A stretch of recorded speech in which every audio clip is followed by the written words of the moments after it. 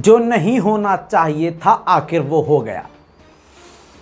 तुर्की और ईरान के रिश्तों में एक बार फिर से खटास पड़ गई है और तो और तुर्की ने ईरान को खुल्लम खुल्ला धमका दिया है। और ये नहीं जो होना चाहिए था, इस पूरे फसाद की जड़ और कोई नहीं इजराइल है। आप जानते हैं कि इजराइल ने कई ईरान के कमांडर्स को पिछले 2 महीने में ईरान में तेहरान में कत्ल कर दिया। ईरान के खिलाफ खुलकर एजेंडा चलाता है और खुलकर हमले अलग अलग इलाकों में करता है।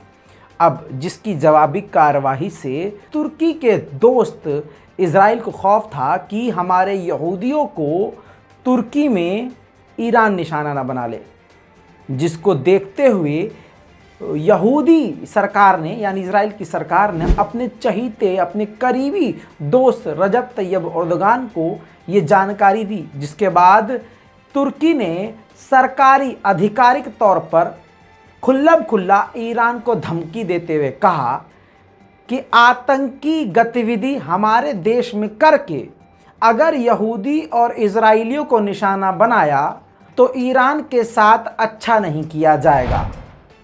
इसके अलावा अंकारा यानी तुर्की की राजधानी यानी तुर्की की सरकार पूरी तरह से यहूदियों के साथ खड़ी हो गई है। दोनों की इंटेलिजेंस मिलकर, हालांकि आपको बता दूं कि सऊदी अरब की इंटेलिजेंस और तो और अब तुर्की की इंटेलिजेंस, ये दोनों देशों की इंटेलिजेंस इजराइल की इंटेलिजेंस के साथ मिलकर ईरान के खिलाफ अब एक्टिव हो गई है। साथ में ये भी कहा गया है कि तुर्की में जहाँ जहाँ यहूदी कंपनी हैं, यहूदियों के दफ्तर हैं, उनकी सिक्योरिटी बढ़ा दी गई है। दूसरी तरफ फिर भी इतना खौफ है इजराइल को कि उसने तुर्की में मौजूद अपने यहूदियों को कह दिया है कि वापस आ जाओ। वहीं दूसरी तरफ रजब तैयब एर्दोगान की सरकार को बड़ी कामयाबी इस प्रकार लगी है कि बायक्तर TB2 जो ड्रोन है, उसका तुर्किश का फेमस ड्रोन जो है तुर्किश, वो अपग्रेड हो गया है। काफ़ी हैवी मिसाइल जिसको खुद रजब तैयब एर्दोगान की सरकार ने यानी तुर्की ने खुद बनाया था। आपकी स्क्रीन पर देखिए ये वीडियो है कि बायक्तर TB2 से फायर किया गया। सक्सेसफुल ये टेस्ट रहा जिससे बायक्तर TB2 ड्रोन की ताकत बढ़ गई है। दूसरी तरफ ग्रीक ने तुर्की को भड़काने का बड़ा काम कर दिया है। ग्रीक की सरकार यानी ग्रीस, जी हाँ, ग्रीस की सरकार ने PKK यानी कुर्दिश के समर्थकों को सड़कों पर रैली निकालने के लिए अनुमति दे दी है और तुर्की के खिलाफ प्रदर्शन करने की इजाज़त दे दी है, जिससे अब तुर्की भड़क जाएगा।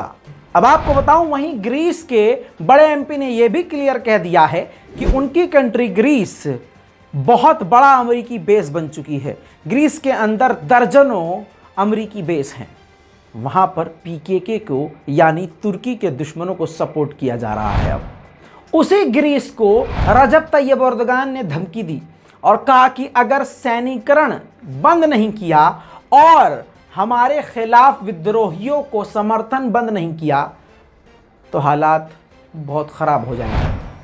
वहीं सीरिया में भी तुर्की ने अपनी टांग फंसाई हुई है। आपको बताऊं, अलग अलग इलाकों को धमकी दी है कि हम यहाँ पर हमला करेंगे। हालात बड़े ख़तरनाक से बने हुए हैं, जिसको देखते हुए रूस ने तुर्की से रिक्वेस्ट करी है कि हम चाहते हैं कि सीरिया और तुर्की मिलकर टेबल पर बात कर लें और हम यही चाहते हैं कि बिना हालात ख़राब हुए आप अपने मैटर निपटाएं। वहीं दूसरी तरफ तुर्की और जर्मनी ने नेवी एक्सरसाइज यानी युद्ध की तैयारी एक ड्रिल करी है। देखिए वीडियो।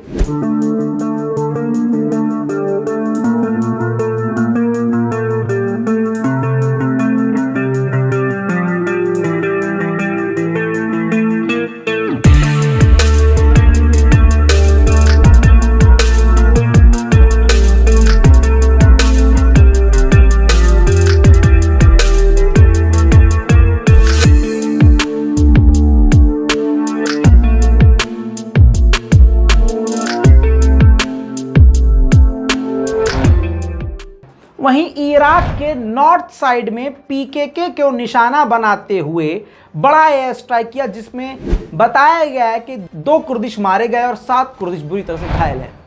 वहीं आपको एक अलग से अपडेट दे दूं, इसका इस रिपोर्ट से कोई लेना देना नहीं, लेकिन मैं नहीं चाहता हूं कि आपसे कोई भी खबर मिस हो, तो आपको बता दूं कि अब चीन के विदेश मंत्री ने कहा है जो भारत में बीजेपी के द्वारा प्रोफेट मोहम्मद सल्लल्लाहु अलैहि वसल्लम का अपमान किया गया है, उसको देखते हुए साफ साफ चीन के विदेश मंत्री ने कहा है कि हर रिलीजन का, हर धर्म की इज्जत करना ज़रूरी है, इज्जत करनी चाहिए।